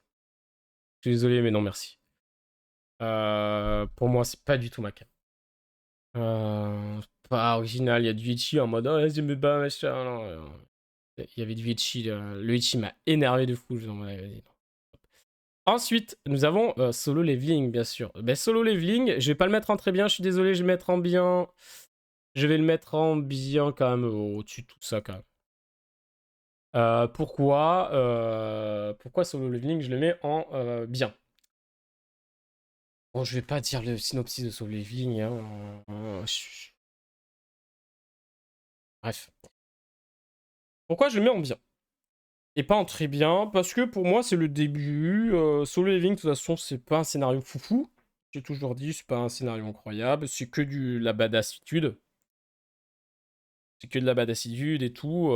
Honnêtement, je pense que la suite se rend très bien, mais l'intro, parce que toute cette première partie, toute cette saison 1, c'est l'intro, clairement. L'intro est bien, mais sans être extravagant. Les 2 premiers épisodes sont cool. L'épisode 5, je crois, avec l'OST, hein, bien évidemment, incroyable, qui a remué Internet, bien évidemment, et à juste titre, honnêtement, puisque la scène avec l'OST est incroyable, et j'avais tweet, c'est exactement ça, c'est l'OST, l'OST qui a, je crois que c'est l'épisode 5 ou 4, je sais plus trop. L'OST est un cas d'école, hein, au point où tu dis une bonne OST, comment une bonne OST propulse une scène dans les hautes sphères en fait. Parce que c'est la même scène, tu changes l'OST, tu mets pas une OST de ce style, tu mets une OST beaucoup moins bien, parce que l'OST est très excellente. Hein. Clairement, c'était l'OST de cet épisode, et même les OST en général de Solo Leveling sont incroyables. Mais vraiment, la scène, je me souviens, j'ai eu des frissons, quoi. La scène avec l'OST en plus par-dessus. L'OST, c'est un cas d'école. Là, c'est vraiment une scène de cas d'école en mode, voilà ce qu'on peut faire avec une OST, au point où une OST, ça peut te procurer encore plus de sensations, et là, c'est extrêmement le cas. Mais voilà, ce côté d'épisode 5, les 2 premiers épisodes étaient plutôt cool. Après, c'est plutôt calme. Il reste un épisode ou 2, je ne sais plus trop. Là, il va y avoir l'arrivée du chevalier rouge, de Ingris, je sais plus comment il s'appelait. Et de son changement de classe, bien évidemment, hein, pour ceux qui savent. Ignis, c'est Ignis, hein, je crois. Plutôt. Son changement de classe et tout. Donc, honnêtement, je pense que on va bien manger avec l'épisode qui va arriver demain, samedi soir sur Crunchyroll aussi. Je pense qu'on va très bien manger, ça va être une fois encore pas mal. S'il y a eu le combat avec le Cerbère aussi qui était pas mal. Après, ce que j'avais peur, c'est qu'ils rushent beaucoup, ce qui n'est pas le cas. Honnêtement, ils prennent son temps, et c'est très très bien, honnêtement, qu'ils prennent leur temps. Ils ont fait de très bons rajouts. J'avais peur aussi au début où ça commence avec des scènes de l'île de Jeju avec les araignées. Les araignées, pas du tout, les fourmis. Et j'étais en mode, ah putain, s'ils montent ça, parce qu'en général, pour moi, quand tu montes cette scène en début de saison, c'est pour teaser la fin de saison ou quelque chose qui arrive. Mais en fait, pas du tout. Ça va pas arriver cette saison. Ça arrivera dans la saison 2 ou dans la partie 2, je sais pas comment c'est. Parce qu'a priori, beaucoup de gens ont dit oui, c'est que la partie 1 de la saison 1, mais j'ai vu ça nulle part en fait. J'ai cherché, mais j'ai pas d'infos. Donc si vous avez des infos, je les veux bien, honnêtement. Pour l'info comme quoi c'est bien en 2 parties et qu'il y aura l'autre en partie, mais j'ai trouvé nulle part l'info. Après, peut-être que c'est retombé depuis que j'ai recherché, mais je sais pas. En tout cas, Solo Leveling, voilà. Les rajouts sont très très bien. Honnêtement, les rajouts, voilà, enfin, j'en étais là. Donc j'étais en mode, j'ai peur que du coup ça tease quelque chose qui va se passer, sauf qu'il y a que 12 épisodes. Du coup, si on doit arriver à l'île des fournis, là, à l'épisode 12, ça va rush de fou. Finalement, c'est pas du tout le cas. Et au contraire, ils ont rajouté ça, parce qu'ils ont rajouté des scènes avec les rangs S, qui sont un peu, notamment un qui est traumatisé par ce qui s'est passé sur cette île. Et je trouve les rajouts très très cool. L'ajout aussi contre le Cerbère, hein, le fight avec le rajout de la potion qu'il boit pendant le fight au lieu que ça soit avant. Le côté où on appuie bien sur les motivations de Sung, ou dans le light novel, on appuie un peu moins sur cette motivation. Où là, on sent vraiment que c'est pour sa famille, pour sa mère et tout ça. Parce que notamment, quand il se bat au Cerbère, il n'a pas l'info de la potion pour soigner sa mère, quoi. Et il a que après, et en fait, il revient juste pour devenir plus fort, en fait. Donc là, en fait, ça lui donne une motivation véritablement de partir d'ici pour revenir, parce qu'il a pas la force, il est pas encore assez fort pour faire ce donjon, pour avoir la potion et tout ça. Mais ça lui donne un truc pour être fort, pour sauver sa mère. Du coup, les motivations sont cool, les rajouts des scènes sont cool. Ça rajoute du lore et un peu d'univers, de consistance à l'univers, et je trouve ça très cool. Donc je vais le mettre en bien très haut, mais je pense que les autres, ce sera très bien. Ça sera jamais au-dessus de très bien, je pense. Parce que, faut dire ce qu'il y a en termes de scénario, à moins que l'anime rajoute un scénario de fou. Mais les scénarios de le Solo Leveling, il est très, très fin. Enfin, c'est pas incroyable, quoi. Donc, je vais le mettre dans bien, honnêtement. Voilà. Ensuite, nous avons, que je retrouve, celui-là, je l'avais ouvert. Ah non, je l'avais pas ouvert. Ce truc-là, où c'est un gars qui meurt et puis il se retrouve dans un squelette, là, dans un donjon, ça, je l'ai arrêté. J'ai arrêté l'épisode 1, j'ai rien d'autre à dire, j'ai arrêté cet épisode 1, voilà. Ensuite, nous avons cet animé-là, qui est... Ouais, non, en vrai, non. En vrai, je vais faire ça. Parce qu'honnêtement, j'ai quand même plus kiffé Solo Leveling que ça, quoi.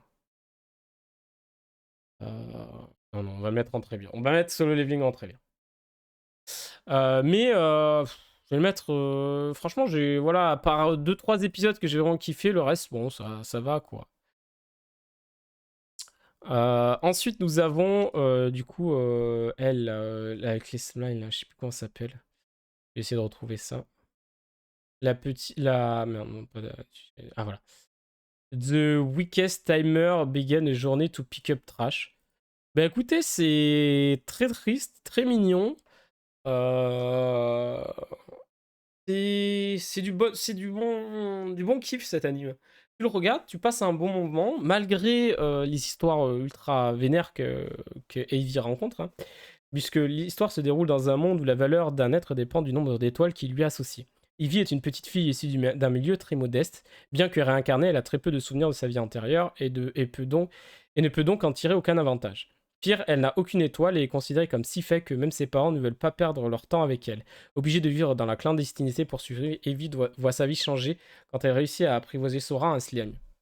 Donc en fait, ce qu'il y a, c'est qu'on suit l'aventure de Evie qui est obligée de fuir son village puisque son village a mis une prime sur sa tête pour sa capture mort-vif, bien sûr, parce que c'est le gros bâtard. Puisqu'en fait, elle vivait avec sa famille, toute sa famille l'aimait, machin. Elle avait une petite sœur, une grande sœur, ou une grande sœur, une mère, un père. Voilà, ils étaient trop gentils avec elle. Et arrive le jour où elle doit faire son, son truc pour voir combien elle a d'étoiles. Et elle arrive, elle va là-bas, et en fait, elle lui dit, elle a pas d'étoiles.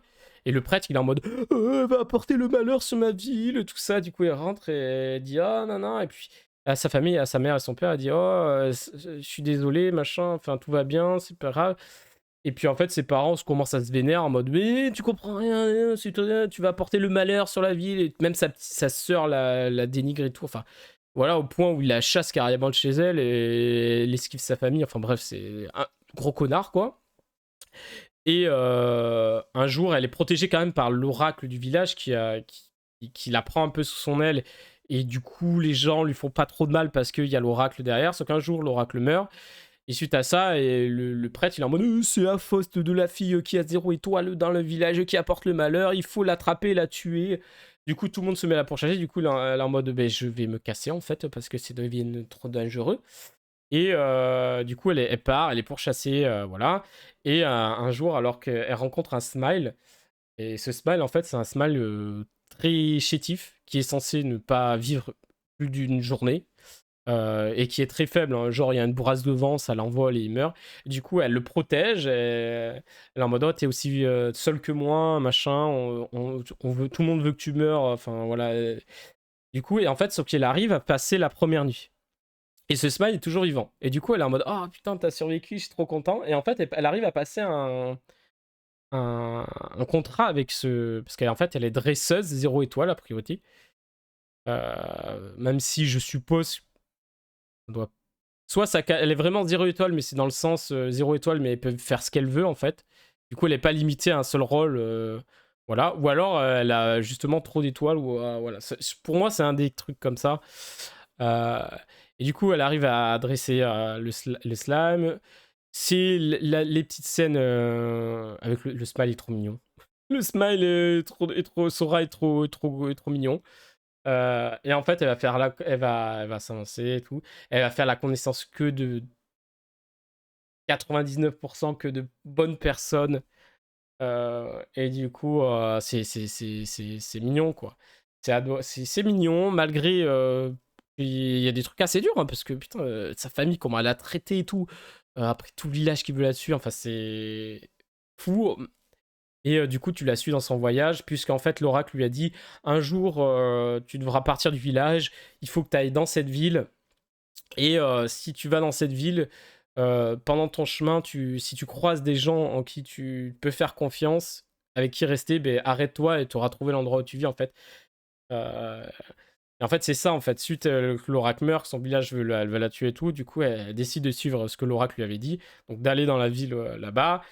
Et du coup, elle va faire des belles rencontres, voilà, et tout ça. Elle va rencontrer des gardes très gentils avec elle. Du coup, pour éviter de se faire retrouver, elle se coupe les cheveux, elle se fait passer pour un garçon. Enfin voilà, il y a plein de trucs comme ça. Et il y a plein de scènes plutôt drôles. Sora est trop mignon. Il y a des scènes trop mignonnes. Il y a des moments un peu plus sérieux et tout. Mais moi, j'ai bien kiffé, honnêtement. C'était assez cool, hein. Ça sort le vendredi soir. Là, il y a l'épisode, je l'ai pas vu, cet épisode de vendredi, puisque j'ai regardé que celui de Free Ren. Normalement, le vendredi soir, il y a Free Ren, ça et de lui, là. Mais voilà. Ensuite, nous avons The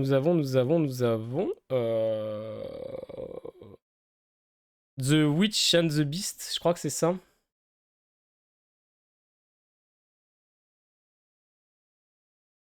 The Witch and the Beast. Ouais, c'est ça. Donc disponible chez Crunchyroll. Ça sort les jeudis, ça, je crois. J'ai pas vu l'épisode de jeudi, je crois. On est à épisode 10, donc ça, c'est pas tout à fait fini, hein. On est à épisode 10, hein. Il reste 2 épisodes, je crois. Il reste 2 épisodes. Ou alors c'est l'épisode 11 qui est sorti, il reste un épisode. Bon, bref. Donc, Achaf et Guido sont membres d'une organisation nommée Ordre de l'Écho Noir. Cette organisation a pour objectif d'enquêter sur tous les événements liés à la sorcellerie, afin d'éviter tout débordement à l'occasion d'une nouvelle émission. À l'occasion d'une nouvelle mission, le duo est envoyé dans une ville sous l'emprise d'une sorcière qui a réussi à faire croire aux habitants qu'elle était leur bienfaitrice. Une mission qui ne manque pas de toucher personnellement Guido, dont l'objectif est de se venger d'une certaine sorcière. En fait, on apprend que Guido est victime d'une malédiction d'une sorcière et il y a que 3 façons de lever la malédiction. Soit tuer la sorcière qui a levé la malédiction, je sais plus la deuxième, et la troisième c'est d'embrasser une sorcière, je crois, comme ça. Bon bref, je sais plus trop. C'est expliqué à l'épisode 1 ou 2. J'ai oublié entre temps, excusez-moi. Mais je vais le mettre dans bien. Ça doit être là, là. Ouais, en vrai. Ouais, on va le mettre en bien là. En fait, ce qui est dommage avec ça, c'est que l'animation ne suit pas tout le temps. L'animation est pas ultra quali, notamment dans les fights. Notamment le dernier fight là contre l'épée là. L'épée maudite. Il y a des histoires un peu sympas. Franchement, le meilleur arc, l'arc que j'ai plus kiffé, c'est quand il y a un arc centré sur un autre groupe de l'ordre de l'écho noir qui n'est pas Asaf et Guido. Et bah, c'est mon arc préféré en fait. Donc voilà. J'avais kiffé cet arc et tout. Après, voilà, c'est un peu sombre quand même. Plutôt sympa. Les personnages sont cool, mais sans plus. Euh, Non, j'ai passé un bon moment, mais c'est un petit peu dommage, honnêtement. Une meilleure animation, ça aurait pas été du luxe, honnêtement. Surtout au niveau des fights. Surtout que Guido, tu la vois en action vraiment à l'épisode 1 et à au dernier d'épisode 10. Tu la vois 2 fois en action. Sur sa réelle puissance, bien sûr. Sans spoil. Mais voilà. Très très cool. Enfin, très très cool. Plutôt cool. Honnêtement, j'ai quand même passé un bon moment. Même si j'ai fait une pause, genre, à un moment j'avais arrêté, et puis j'ai rattrapé 4 épisodes en une semaine. Mais voilà. Ouais, en vrai, c'est plutôt sympa. Plutôt sympa. Après, nous avons The Wrong Way of Healing Magic. Euh, Je vais mettre dans ça passe. En vrai, je vais faire ça.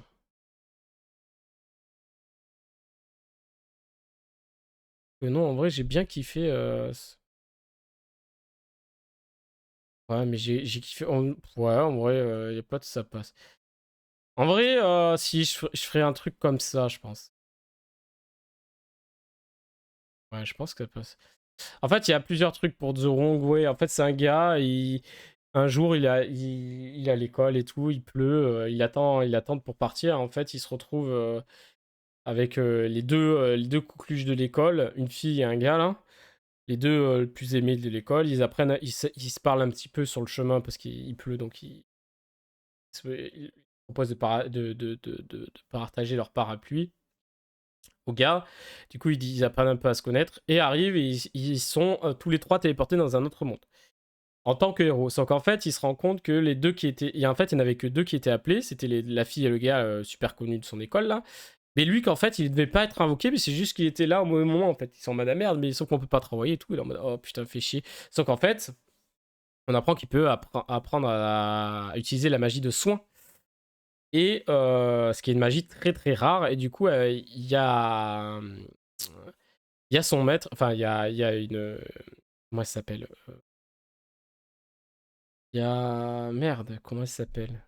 Et bon, on va retrouver ça.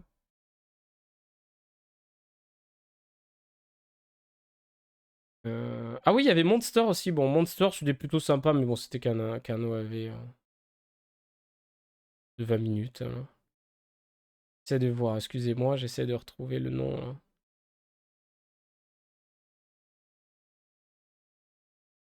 C'est. Ah, j'ai pas les personnages. Là, c'est Usato, bien sûr, et. Comment elle s'appelle?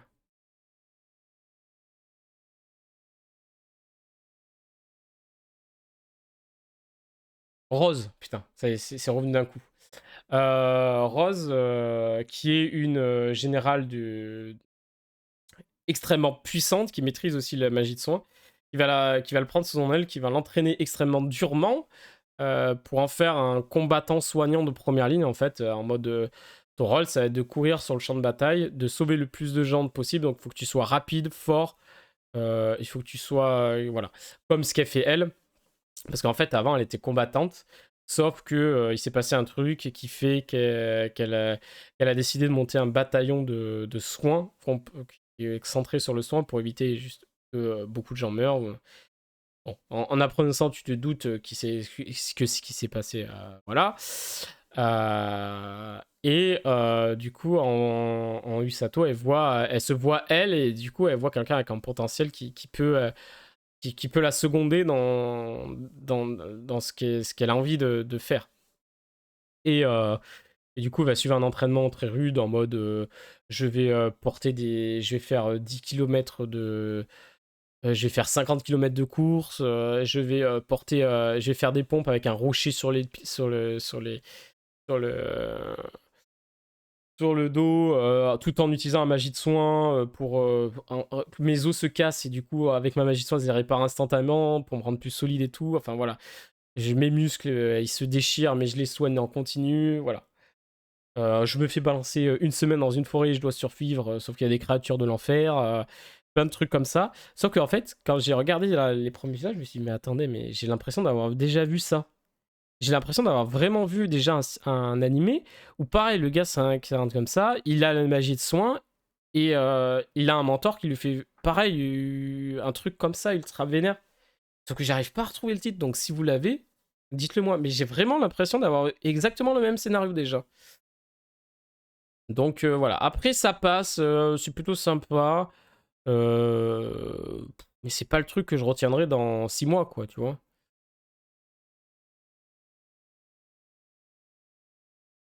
Non, en vrai, Seven Loop, j'ai envie de le mettre là, honnêtement. On va le mettre dans bien parce que c'est quand même. J'ai vraiment plus passé un bon moment que.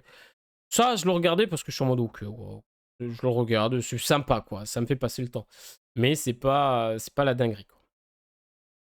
L'animation, voilà, ça va, mais sans être incroyable.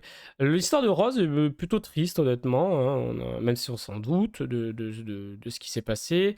Euh, les personnages, j'aime beaucoup la fille, là, je sais plus comment elle s'appelle. Est-ce que je vais réussir à trouver son nom? Je vais retrouver son nom. Ils ont même pas mis son nom. Ah, je suis désolé, je sais plus comment elle s'appelle du coup. Quand elle se fait tu sais, elle est en mode très calme et tout dans le monde, et quand elle se retrouve. Sa personnalité est trop marrante parce qu'elle se retrouve réincarnée Enfin, elle se trouve. Enfin, pas réincarnée, mais elle se trouve téléportée dans cet autre monde. Elle est archi fan d'un coup, elle est en mode. Oh putain, enfin, je vais m'éclater, coup. Et tout, il y a la musique. Il y a la musique. Il y a la magie. Je vais maîtriser la magie. Je vais me battre et tout. Je suis trop hype et tout. Elle accepte tout d'un coup. Elle est trop fan et tout. Ça m'a fait beaucoup rire, même si on l'a déjà vu plusieurs fois, hein, ce truc. Oh, je suis fan d'être envoyé dans un autre monde, mais je trouve ça plutôt drôle. Et puis ça a bien fonctionné sur le coup parce que je m'y attendais vraiment pas. Que ça soit elle qui fasse ça, je pense. Parce que le héros, Usato, lui, est en mode. Bon, bah écoutez, si vous m'amenez là par. Ouais, c'est pas grave, écoutez, je vais essayer de me rendre utile. T'as l'autre garçon qui est en mode putain, chier, pourquoi je suis là, moi j'ai ma famille et tout ça. Et puis t'as la fille en mode ouais, je suis trop content et tout. T'attends pas à ce que ce soit elle. Ça marche plutôt bien, c'est plutôt sympa. Et puis voilà, bon, les trois, ils sont très vite amis. Voilà, ça va, c'est plutôt sympa. Plutôt sympa. Ensuite, nous avons hop, l'autre excellent animé, hein. Bon, j'en ai déjà parlé la dernière fois, pareil, hein. J'en ai pas beaucoup parlé sur Twitter, mais Undead Unlock, très bien, excellent. J'ai trop kiffé, j'ai trop kiffé. Et puis là, il me tarde de voir. Il manque 3 épisodes. J'ai pas vu les 3 derniers là actuellement, mais voilà. Pendant très longtemps, j'ai arrêté l'épisode 12 et puis là ou 10, je sais plus. Non, 12. Bref, je m'étais arrêté par là et j'avais 5, 8 épisodes de retard. Je les ai rattrapés. Je sais plus combien on est là. En vrai, je sais plus combien on a d'épisodes. Bon, bref, en tout cas, j'ai pas vu les 3 derniers, mais en tout cas, j'avais fait une grosse. J'avais laissé en suspens. Mais faute aux diffusions, bien sûr, parce qu'au début, c'était pas diffusé. Après, ça a été diffusé, mais j'avais parlé. Ça a été Disney Plus a dit ah, on a acheté les droits. Sans qu'on était déjà à l'épisode 8, je crois, un truc comme ça, bref. Ou même 10, je sais plus. Et ils ont dit, on part avec l'épisode 1 la semaine prochaine, puis après, ça sera un épisode par semaine. Au lieu de sortir les 10 d'un coup et puis rattraper. En plus, je crois même à partir de l'épisode 11 ou 12, pendant 2 semaines, il n'y a pas d'épisode qui est sorti, je crois, ou un truc comme ça. Enfin, j'ai suivi de loin. J'ai vu ce calvaire de loin. Bon. Du coup, bon. C'est dommage, hein. C'est dommage pour cet animé qui mérite vraiment d'être bien, quoi. Enfin, d'être connu, parce que vraiment, c'était trop cool. Les arcs sont sympas. Moi, dès l'épisode 4, j'ai été tombé dans le truc, quoi. Tu sens le potentiel de fou, avec les UMA, tout ça. Enfin, de toute façon, je l'ai déjà dit, mais voilà. Il y a un potentiel de fou, et ce potentiel est confirmé par tous les arcs qu'on a eu, quoi. L'arc. Avec les enchères, là, le truc bateau, là, l'arc. Non, franchement, l'arc création du. Enfin, je trouve ça trop cool. La façon dont les UMA sont créés. Enfin, voilà, j'ai vraiment kiffé de fou. Donc, ça, voilà, excellent. Donc, voilà la petite tier list. Je vais m'arrêter là. Je commence à fatiguer. Euh, Donc, en coup de cœur, Freeren et les carnets d'Apocalypse toujours. Excellent, Sin Affection et Undone Unlock. Très bien.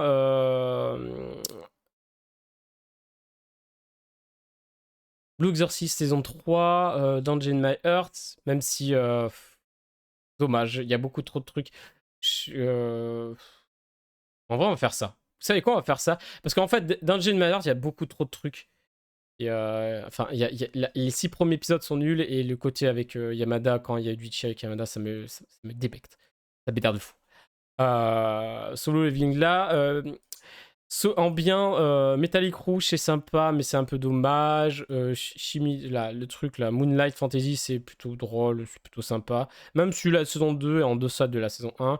Class of Fates, ben, c'est sympa, c'est plutôt bien. Beast. Ancienne The Beast, c'est plutôt sympa aussi. Seven Loop, c'est plutôt bien aussi. The Great, c'est plutôt bien, mais bon, ça passe, voilà. Ça, c'est en pause, il faudra que je reprenne.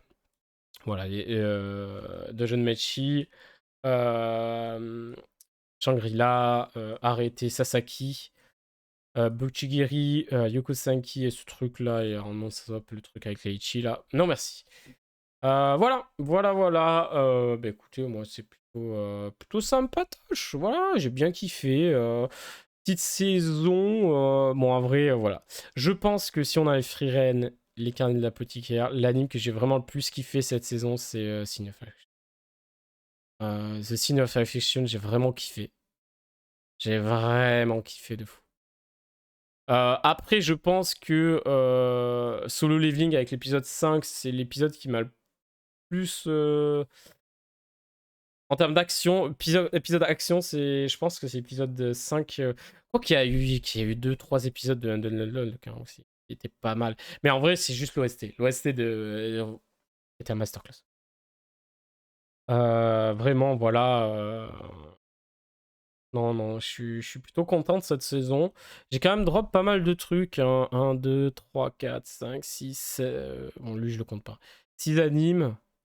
Je crois qu'en plus, j'en ai oublié un ou deux. Honnêtement, j'ai dû peut-être en oublier un ou deux. Mais en vrai, ce qu'il y a, c'est que là, ça, je vais le mettre en très bien. Ouais, si, en vrai, Solo Leveling, je vais mettre en très bien, mais comme ça. En fait, ce qu'il y a, c'est que le truc, le Uchi, les 6 premiers épisodes me font trop baisser la note de Dungeon Myers, quoi. C'est ça qui est terrible. Sauf que c'est les Loving, est-ce que je le mettrais aussi haut?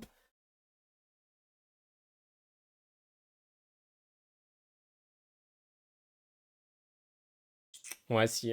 En vrai, si, j'ai quand même plus kiffé Solo Leveling que ça. Mais ce qu'il y a, c'est que j'ai plus kiffé dans Dungeon Myers les épisodes que. Ouais, je vais faire ça. Vas-y, je vais faire ça. On va faire ça. On va faire ça. On va télécharger ça. Je vais télécharger. Voilà, mesdames et messieurs, on va s'arrêter là. J'espère que ça vous a plu. N'hésitez pas à me dire ce que vous avez pensé, de cette saison, bien sûr, en commentaire. Je vous fais des bisous. On va s'arrêter là. Il va être minuit. Voilà. Bon, c'était pas prévu qu'on fasse la tier list, mais voilà, j'en profite comme on a fini assez tôt. Et comme j'avais pas trop de trucs à dire sur. Parce qu'il y avait Frieren, et voilà. En fait, il y avait 4 animés que j'en avais déjà parlé avant, donc voilà. Merci à tous. N'hésitez pas à me dire en commentaire ce que vous en avez pensé, bien sûr, pour vous sur YouTube. Et puis je vous fais des bisous, je vous dis à la prochaine. Merci à tous. Ciao.